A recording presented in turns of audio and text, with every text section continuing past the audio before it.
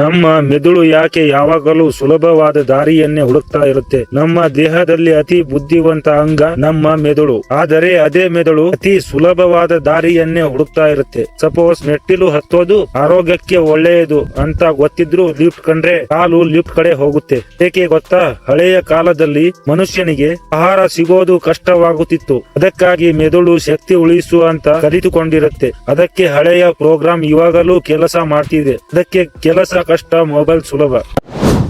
ನಾವು ಮಲಗಿದಾಗ ಅಲಾರಾಂ ಹೊಡೆದುಕೊಳ್ಳುತ್ತೆ. ನಮಗೆ ಕೋಪ ಬರುತ್ತೆ. ಯಾಕೆ ಗೊತ್ತಾ? ಅಲಾರಾಂ ಹೊಡೆಯುತ್ತೆ, ನಾವು ತಕ್ಷಣ ಎದ್ದೇಳುವುದಿಲ್ಲ. ಮೊದಲು ಕೋಪ ಬರುತ್ತೆ. ಏಕೆ? ನಾವು ನಿದ್ರೆಯಲ್ಲಿರುವಾಗ ನಮ್ಮ ಮೆದುಳು ಗಟ್ಟಿಯಾಗಿ ಕೆಲಸ ಮಾಡುತ್ತಿರುತ್ತೆ. ಅದನ್ನು ಅಚಾನಕ್ ಆಗಿ ಎಬ್ಬಿಸಿದ್ರೆ ಅದು ಯಾರೋ ಡಿಸ್ಟರ್ಬ್ ಮಾಡ್ತಿದ್ದಾರೆ ಅಂತ ರಿಯಾಕ್ಟ್ ಮಾಡುತ್ತೆ. ಅದಕ್ಕೆ ಒಮ್ಮೆ ಸ್ನೋಜ್, ಮತ್ತೊಮ್ಮೆ ಸ್ನೋಜ್, ಕೊನೆಗೆ ಲೇಟ್. ಸತ್ಯ ಏನು ಗೊತ್ತಾ? ಜಾಸ್ತಿ ಸ್ನೋಜ್ ಮಾಡಿದಷ್ಟು ನಿಮಗೆ ಇನ್ನೂ ಜಾಸ್ತಿ ತಲೆನೋವು. ನಮ್ಮ ಹಿರಿಯರು ನಗು ಯಾಕೆ ಔಷಧಿ ಅಂತ ಹೇಳುತ್ತಿದ್ದರು. ನಾವು ಜೋರಾಗಿ ನಗುವಾಗ ದೇಹದಲ್ಲಿ ಹಲವಾರು ಪೇಶಿಗಳು ಕೆಲಸ ಮಾಡುತ್ತವೆ. ಮೆದುಳಲ್ಲಿ ಸಂತೋಷ ಕೊಡುವ ರಾಸಾಯನ ಹೊರ ಬರುತ್ತೆ. ಅದಕ್ಕೆ ನಗು ಬಂದ ಮೇಲೆ ಸಮಸ್ಯೆ ಬಂದರೂ ಮನಸ್ಸು ಲೈಟ್ ಆಗಿರುತ್ತೆ. ಆದ್ರೆ ವಿಚಿತ್ರ ಏನು ಗೊತ್ತಾ? ನಗು ಉಚಿತವಾಗಿದ್ದರೂ ನಾವು ದುಃಖಕ್ಕೆ ಹೆಚ್ಚು ಸಮಯ ಕೊಡ್ತೀವಿ. ನಾವು ಕನ್ನಡಿಯಲ್ಲಿ ನೋಡೋ ಮುಖ ನಮಗೆ ತುಂಬಾ ಪರಿಚಯ. ಕನ್ನಡಿಯಲ್ಲಿ ಚೆನ್ನಾಗೇನೋ ಕಾಣ್ತೀವಿ, ಫೋಟೋದಲ್ಲಿ ಯಾಕೆ ಅಷ್ಟು ಚೆನ್ನಾಗಿ ಕಾಣಲ್ಲ? ಆ ಮುಖಕ್ಕೆ ನಮ್ಮ ಮೆದುಳು ಒಗ್ಗಿಕೊಂಡಿರುತ್ತೆ. ಆದ್ರೆ ಕ್ಯಾಮ್ರಾ ತೋರಿಸೋದು ನಿಜವಾದ ಮುಖ. ಅದಕ್ಕೆ ಮೆದುಳು ಶಾಕ್ ಆಗುತ್ತೆ. ಅದಕ್ಕೆ ನಾವು ನೇರವಾಗಿ ಓಕೆ, ಫೋಟೋದಲ್ಲಿ ಯಾಕೋ ಅಜ್ಜಿ ಬಜ್ಜಿ ಅಂತ ಕಾಣಿಸುತ್ತೆ. ನಿಜ ಹೇಳ್ಬೇಕಂದ್ರೆ ನಾವು ಕೆಟ್ಟವರಲ್ಲ, ನಮ್ಮ ಮೆದುಳು ಸ್ವಲ್ಪ ಡ್ರಾಮಾ ಮಾಡ್ತಿದೆ ಅಷ್ಟೇ. ನಿದ್ರೆ ಅಂದ್ರೆ ವಿಶ್ರಾಂತಿ ಎಂದು ತಿಳಿಯಬಾರದು. ನಾವು ಯೋಚನೆ ಮಾಡ್ತೀವಿ ನಿದ್ರೆ ಅಂದ್ರೆ ಸಂಪೂರ್ಣ ವಿಶ್ರಾಂತಿ ಅಂತ. ಆದರೆ ನಿಜವೇನು ಗೊತ್ತಾ? ದೇಹ ವಿಶ್ರಾಂತಿ ಮಾಡುತ್ತೆ, ಮೆದುಳು ಮಾತ್ರ ಇನ್ನೂ ಜಾಸ್ತಿ ಕೆಲಸ ಮಾಡುತ್ತಿರುತ್ತೆ. ನಮ್ಮ ಮೆದುಳು ಹಳೆಯ ನೆನಪುಗಳನ್ನು ಒದೆಯುತ್ತೆ, ಅಗತ್ಯ ಇರುವುದನ್ನು ಉಳಿಸಿಕೊಳ್ಳುತ್ತೆ. ಅದಕ್ಕೆ ನಿದ್ರೆಯಲ್ಲಿ ಹಳೆಯ ಪ್ರೀತಿ, ಹಳೆಯ ಪರೀಕ್ಷೆ, ಹಳೆಯ ಅವಮಾನ ಎಲ್ಲವೂ ಕನಸಿನಲ್ಲಿ ಬರುತ್ತೆ. ನಿಮಗ್ ಗೊತ್ತಾ? ನಮ್ಮ ಹೃದಯವು ಶಬ್ದವಿಲ್ಲದ ಹೀರೋ. ನಮ್ಮ ಹೃದಯವು ನಾವು ಹುಟ್ಟಿದ ದಿನದಿಂದ ನಿಲ್ಲದೆ ಕೆಲಸ ಮಾಡ್ತಿದೆ. ನಾವು ನಕ್ಕಾಗ ಅತ್ತಾಗ ನಿದ್ರೆ ಮಾಡಿದ್ರು ಅದು ತನ್ನ ಕೆಲಸ ಬಿಡಲ್ಲ. ನಾವು ಮಾತ್ರ ಸ್ವಲ್ಪ ಕೆಲಸ ಮಾಡಿದ್ರೆ ಅಯ್ಯೋ ತುಂಬಾ ಆಯಾಸ ಅಂತೀವಿ. ನಾವು ನಮ್ಮ ಹಳೆಯ ಪಾಠ ಮರೆತರು ಅವಮಾನ ಯಾಕೆ ಮರೆಯಲ್ಲ? ಪಾಠ ಓದಿದ್ರೆ 2 ದಿನದಲ್ಲೇ ಮರೆತು ಹೋಗುತ್ತೆ. ಆದ್ರೆ 10 ವರ್ಷದ ಹಳೆಯ ಅವಮಾನ ಇನ್ನೂ ನೆನಪಿರುತ್ತೆ. ಇದು ಯಾಕೆ ಅಂತ ಗೊತ್ತಾ? ಅವಮಾನಕ್ಕೆ ಭಾವನೆಗಳು ಜಾಸ್ತಿ. ನಮ್ಮ ಮೆದುಳು ಭಾವನೆ ಇರುವ ವಿಷಯವನ್ನು ಬಲವಾಗಿ ಹಿಡಿದಿಟ್ಟುಕೊಳ್ಳುತ್ತೆ. ಹಸಿವು ಹೊಟ್ಟೆಯಿಂದಲ್ಲ, ಕಣ್ಣಿಂದ. ಅರೆರೆ ಏನೋ ಹೇಳ್ತಾ ಇದೀಯ ಅಂತ ನೀವು ಕೇಳಬಹುದು. ನಮಗೆ ಹಸಿವಿಲ್ಲ ಅಂದುಕೊಳ್ಳಿ, ಆದ್ರೆ ಬಿರಿಯಾನಿ ನೋಡಿದ ತಕ್ಷಣ ಹಸಿವು. ಇದು ಹೊಟ್ಟೆಯ ಸಮಸ್ಯೆ ಅಲ್ಲ, ಮೆದುಳು ಕಣ್ಣಿಂದ ನೋಡಿದ ಆಹಾರ ನೋಡಿ ಇದು ಶಕ್ತಿ ಅಂತ ಸಿಗ್ನಲ್ ಕೊಡುತ್ತೆ. ಅದಕ್ಕೆ ಕಣ್ಣು ಹಸಿವಿನ ಸ್ವಿಚ್. ನಮಗೆ ಈ ಸ್ಮಾರ್ಟ್ ಫೋನ್ ಗಳನ್ನು ಯಾಕೆ ಬಿಡಕ್ಕಾಗಲ್ಲ ಅಂದ್ರೆ ಮೊಬೈಲ್ ನೋಡಿದಾಗ ಮೆದುಳು ಸಂತೋಷ ಪಡುವ ರಾಸಾಯನ ಬಿಡುಗಡೆ ಮಾಡುತ್ತೆ. ಅದಕ್ಕೆ ಕೊನೆಯದು ಅಂತ ಹೇಳಿ ಇನ್ನು 10 ವಿಡಿಯೋ ನೋಡ್ತೀವಿ.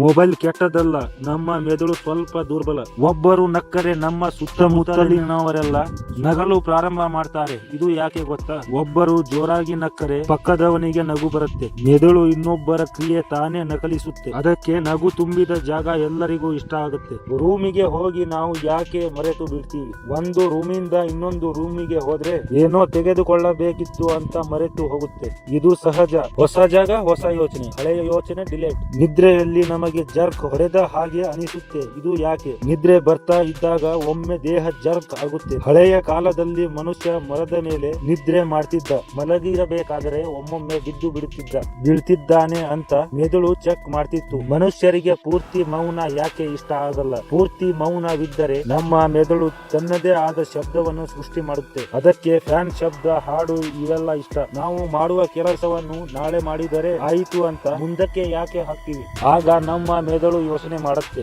ಕಷ್ಟದ ಕೆಲಸ ಮುಂದಿನ ನೋವು, ಸುಲಭದ ಮೋಜು ಇವತ್ತಿನ ಖುಷಿ. ನಮ್ಮ ಮೆದುಳು ಇವತ್ತಿನ ಖುಷಿಯನ್ನು ಆಯ್ಕೆ ಮಾಡುತ್ತೆ. ಯಾಕೆ? ಒಬ್ಬೊಬ್ಬರ ಹೆಸರು ನಮಗೆ ನೆನಪು ಇರುವುದಿಲ್ಲ, ಮುಖ ಮಾತ್ರ ನೆನಪು ಇರುತ್ತೆ. ನಮಗೆ ಯಾರನ್ನಾದ್ರೂ ನೋಡಿದ್ರೆ ಅವರ ಮುಖ ತತ್ಕ್ಷಣ ನೆನಪಾಗತ್ತೆ. ಆದ್ರೆ ಹೆಸರು ಅಯ್ಯೋ ಬಾಯಿಗೆ ಬರಲ್ಲ. ಯಾಕೆ ಗೊತ್ತಾ? ಮುಖ ಒಂದು ಚಿತ್ರ, ಹೆಸರು ಪದ. ನಮ್ಮ ಮೆದುಳು ಚಿತ್ರಗಳನ್ನು ಪದಕ್ಕಿಂತ ಬೇಗ ನೆನಪಿಡುತ್ತೆ.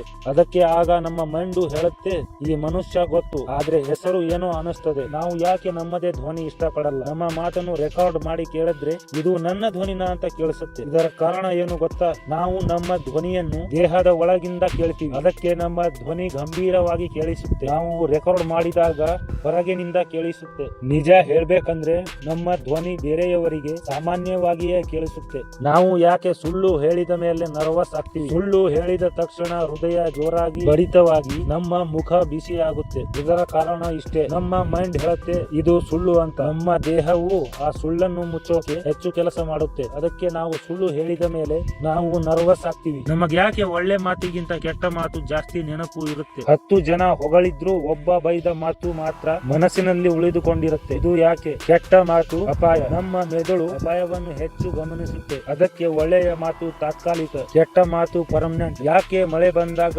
ನಾವು ಆಲಸ್ಯ ಮಾಡ್ತೀವಿ? ಮಳೆ ಬಂದಾಗ ಹವಾಮಾನ ತಂಪಾಗಿರುತ್ತೆ, ಬೆಳಕು ಕಡಿಮೆ. ಮೆದುಳು ಹೇಳುತ್ತೆ ಇದು ವಿಶ್ರಾಂತಿ ಸಮಯ. ಅದಕ್ಕೆ ಮಳೆ ಅಂದ್ರೆ ನಮಗೆ ನೆನಪಾಗುವುದು ಹಾಸಿಗೆ ನಿದ್ರೆ. ನಮ್ಮ ಹಿರಿಯರು ಯಾಕೆ ತಪ್ಪು ಮಾಡಿದ ಮೇಲೆ ಬುದ್ಧಿ ಬರುತ್ತೆ ಅಂತ ಹೇಳ್ತಿದ್ರು? ತಪ್ಪು ಮಾಡುವ ಮುಂಚೆ ಎಷ್ಟು ಹೇಳಿದ್ರು ಕೇಳಲ್ಲ. ತಪ್ಪಾದ ಮೇಲೆ ಅಯ್ಯೋ ಆಗಬಾರ್ದಿತ್ತು ಅನಿಸುತ್ತೆ. ಕಾರಣ ಅನುಭವ. ಗಟ್ಟಿ ಪಾಠ, ಮಾತು ಹಗುರ ಪಾಠ. ನಮ್ಮ ಮೈಂಡ್ ಅನುಭವಕ್ಕೆ ಮಾತ್ರ ಪೂರ್ತಿ ಗಮನ ಕೊಡುತ್ತೆ. ನಾವು ಸಾಮಾನ್ಯವಾಗಿ ಖಾಲಿ ಕೂತಾಗ ಯಾಕೆ ಹಳೆಯ ನೆನಪು ಬರುತ್ತೆ? ಕೆಲಸನೂ ಇಲ್ಲ, ಫೋನು ಇಲ್ಲ, ಬರೀ ಶಾಂತಿ. ಆ ಕ್ಷಣ ನಮ್ಮ ಮೈಂಡ್ ಹಳೆಯ ಫೈಲ್ ಓಪನ್ ಮಾಡುತ್ತೆ.